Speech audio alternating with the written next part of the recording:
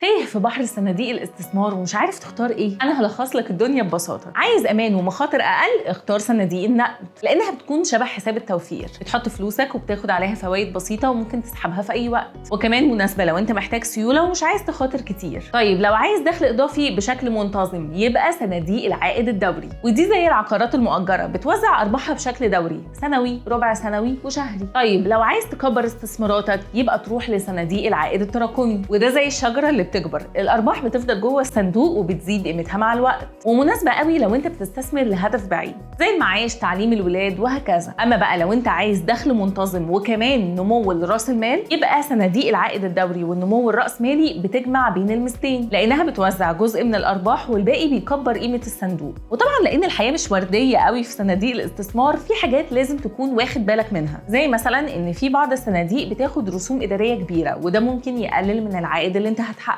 وكمان مش بيكون عندك سيطرة على القرارات اللي هياخدها مدير الصندوق، وأحياناً العوائد بتاخد وقت طويل علشان توصل، خصوصاً في صناديق النمو. وبعض الصناديق ممكن يكون فيها قيود على سحب الفلوس، يعني مثلاً في صناديق بتحدد يوم معين في الشهر تقدر تسترد فيه فلوسك، فممكن يكون صعب إنك تلاقي سيولة في الوقت اللي أنت محتاجه. وآخر حاجة تخلي بالك منها إن أحياناً أداء الصندوق بيتغير بتغير السوق، وده ممكن يضر باستثماراتك. وأهم حاجة إنك تقرأ نشرات الاكتتاب لكل صندوق وتقارن كويس ما بينهم. طب لو مش قادر تحدد، ارجع لمستشارك المالي. قولي بقى في الكومنتس ايه صناديق الاستثمار اللي بتفكر تستثمر فيها وليه.